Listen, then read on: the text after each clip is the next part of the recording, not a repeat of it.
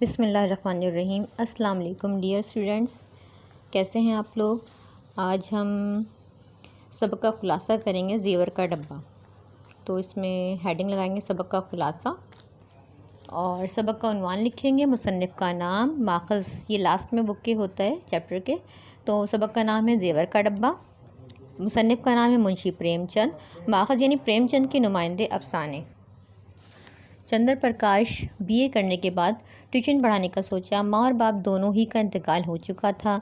वालिद के इंतकाल के बाद अच्छी जगह नौकरी की उम्मीद दम तोड़ गई। 30 रुपये माहवार ट्यूशन शुरू कर दी। बीवी तालीम याफ्ता मिल गई।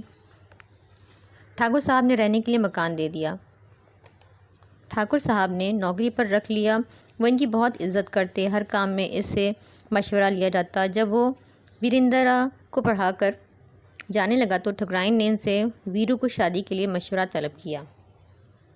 चंद्र प्रकाश ने कहा, जैसा आप मुनासिब फरमाएं, और यूँ शादी की तैयारियां शुरू हो गईं। गर्ज चंद्र प्रकाश एक खस्ता हाल नौजवान से ज़िम्मेदार मैनेजर बन बैठा।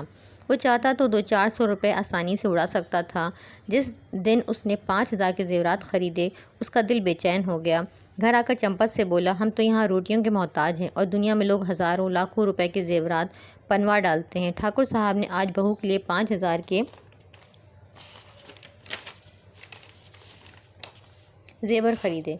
अच्छे चैप्टर की जब आप रीडिंग कर लेंगे, ये कम से कम 4 से 5 पेजेस पे मुश्तमिल है, तो हमें कम से कम 1/3 पेज का ख़ुलासा लिखना है। तो मैंने इसको तकरीबन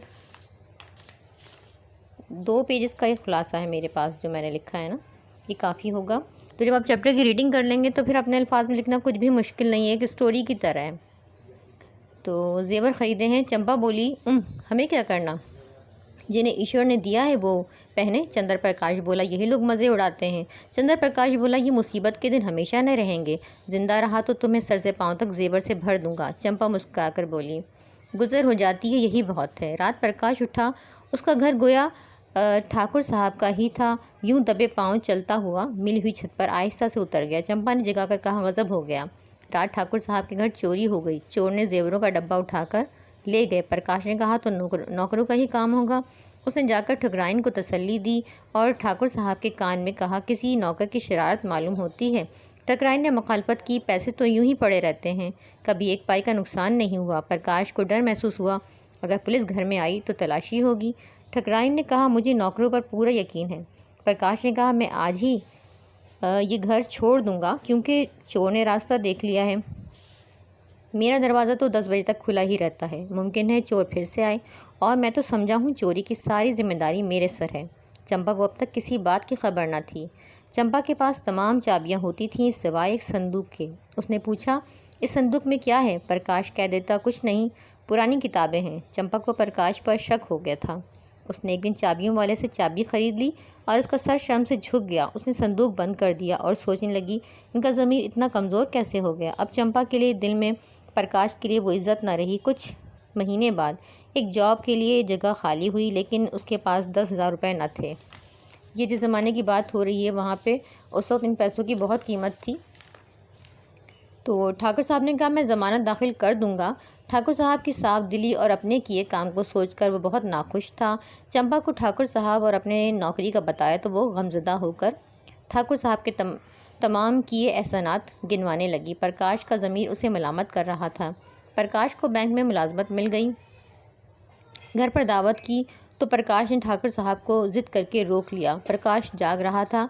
12 बजे उठा, ज़ेवरात का डब्बा निकाला और ठाकुर साहब के घर पहुंचकर पलंग के नीचे डब्बा रख दिया। जब प्रकाश शाम को पढ़ाने गया तो वीरेंद्रा ने खुशी से कहा, आपकी दावत बड़ी मुबारक थी, चोरी हुए ज़ेवरात मिल गए।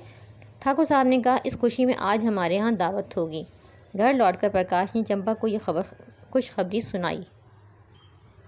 वो रोने लगी जैसे उसका बिछड़ा खाविंद मिल गया हो। प्रकाश ने कहा, आज ठाकुर साहब के घर दावत है।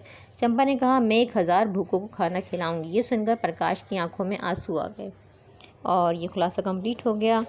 अगर आप लोगों ने चैनल को सब्सक्राइब नहीं किया तो प्लीज़ चैनल को सब्सक्राइब कर दें, और इन वीडियोस के लिए बड़ी मेहनत करना पड़ती है तो एक लाइक तो बनता है। अगर वीडियो अच्छी लगी हो तो प्लीज़ लाइक ज़रूर करें, अपने फ्रेंड्स के साथ शेयर करें ताकि वो भी इससे मुस्तफ़ीद हो सकें।